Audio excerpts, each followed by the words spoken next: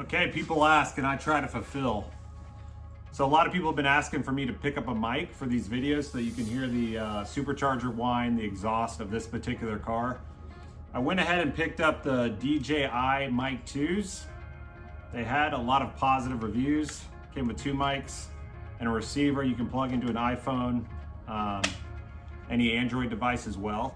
So I went out to test these, and no matter where I put the mic, it completely blew out the sound. So there's a company out there called Mic Drop that makes some cool little license plate holders for these specific mics, as well as some other mics. I thought that might be a good route to go, although they're currently sold out. You can look them up online. I ended up zip tying it on the rear of the vehicle, and I drove around for about 10 minutes or so, and it didn't matter what the decibel level was, whether I was getting on the gas, backing off throttle, or cruising. The sound of the exhaust just completely obliterated the mic. The second time I put it inside, and a similar thing happened. I clipped it to the cargo net in the rear. Same thing, it wasn't as bad, but it continued to be a little bit of a problem. And then lastly, I clipped it on the front vent by the driver's side door panel, obviously, and it was okay. I don't think the audio was any better than a phone or GoPro audio. So I'm not sure what I'm gonna do with these. In fact, I probably should have had it wired up while I talk to the camera right now.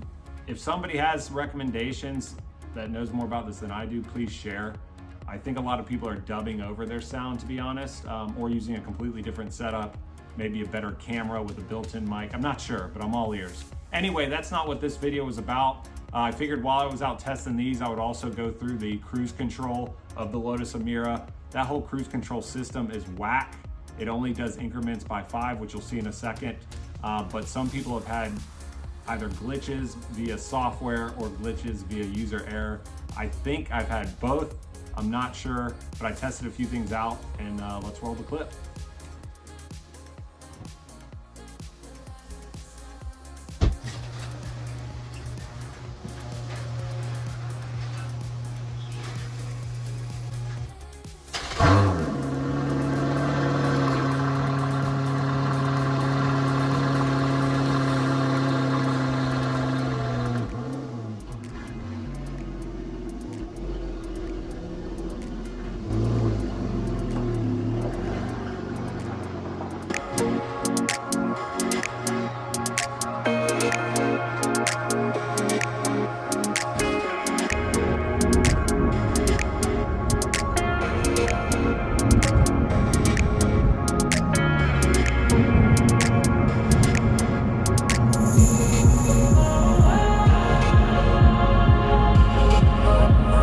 Okay, here you go. I'm in tour mode, sitting in 5th gear.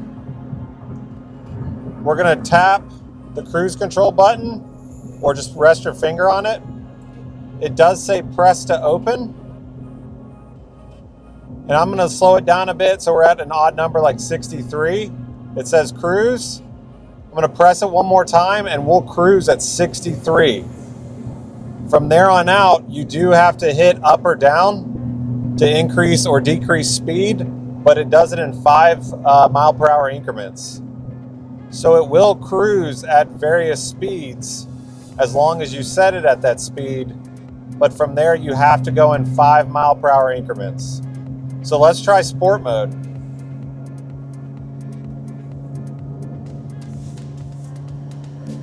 There we go, now we're in sport mode. We're gonna try the same thing. I'm actually gonna disengage cruise here, but it looks like it's working.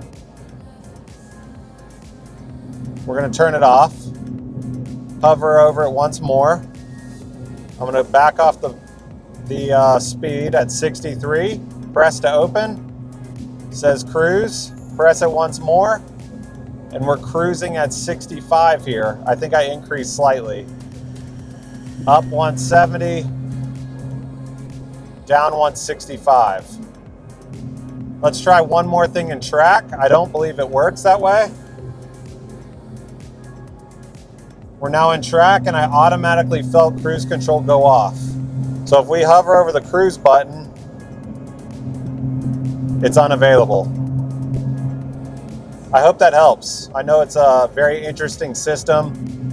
Greg's Racing Parts sells physical buttons if you don't want, what are these called? I forget. If you don't want them to work or function when you hover over it, purchase the physical buttons, but to be fair, I don't think I mind it either way. So cruise control only works in touring and sport. Hope that helps.